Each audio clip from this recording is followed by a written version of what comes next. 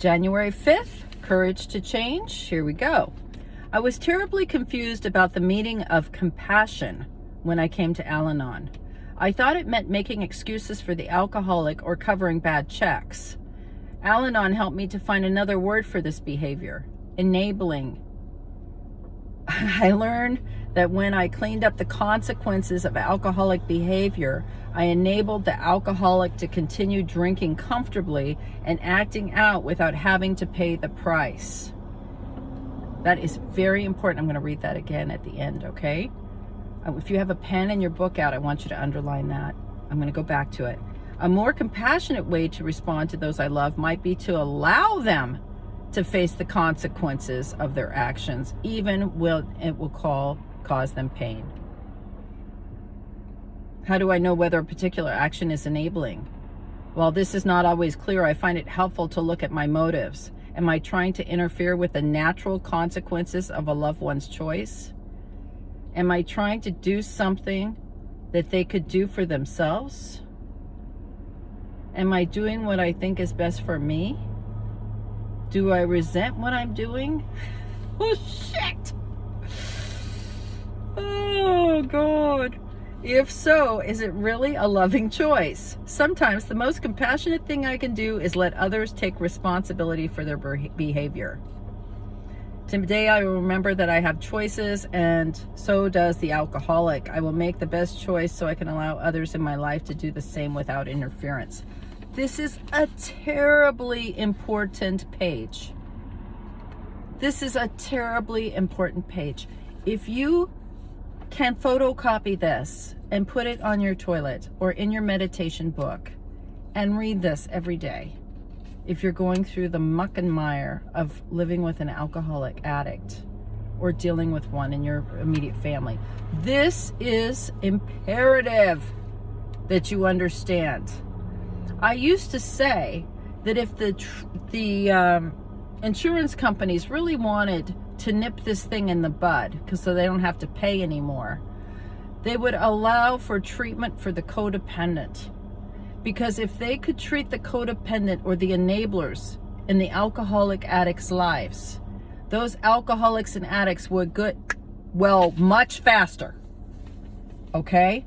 That's because, listen closely, the only thing that makes an alcoholic addict finally ready to change is consequences. It's not love. It's not screaming and yelling. It's not taking away their car. The only thing that makes someone change, anyone, not even an alcoholic addict. I mean, think of myself. I gain weight. I'm putting on weight. I'm like, oh God, I'm putting on a little weight. It's the holidays. It's all fun and games till my pants don't fit. I can't get my clothes on. That's a consequence. I either have to go buy new clothes or I got to lose some weight, right? And usually that's what nudges you when you realize you're uncomfortable. Your consequences of your own actions are painful. So let's read this part again. I learned that when I cleaned up the consequences of alcoholic behavior. So if consequences are the thing that makes someone change or try to change, and I eliminate that consequence, I clean it up, what am I doing? I'm prolonging the problem. When I cleaned up the consequences of alcoholic behavior, I enabled the alcoholic to continue drinking comfortably and acting out without paying the price. So as bad as it seems, if the alcoholic is uncomfortable and has to pay a price, prison, lose their license, divorce, loss of jobs, lose their teeth, liver failure. I mean, there's a bunch of them, right? So if that consequence is great enough, they might change. But if I'm cleaning up the consequence, why would they change? Right? So it says, a more compassionate way to respond to those I love might be to allow them to face the consequences of their actions, even when it will cause them pain. Boy, that is the part. Isn't this the crux of the problem? We don't want our children or our loved ones to be in pain. You know, as parents, we would throw ourselves in front of a car before we let our kid get hit. And yet here, this reading is saying they've got to endure the pain themselves. You can't do it for them. And that really is the crux of this problem. So am I trying to interfere with the natural consequences of a loved one's choice? Am I trying to do for someone what they could do for themselves? Am I doing what I think is best for me, or maybe easiest for me? Sometimes it's easier to just do it myself.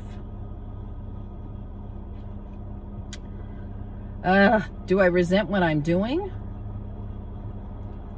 Sometimes the most compassionate thing I can do is let others take responsibility for their behavior. Roll that one around in your head. That's a big, big, big one. That's a big one. Pray about it. Ask God for help with this. This is a big thing. And most of the time we just want to shut the book on this one. I don't want to talk about this one. I don't want to talk about this one. This is the tough one. This is where it separates the boys from the men, for sure. So think about it. I'd love to hear your feedback. If you've been able to do this, I want to hear how you did it, right? It's usually a power greater than yourself for me. The only way I can do this with someone I love. Thanks for listening. I'll see you tomorrow. Bye.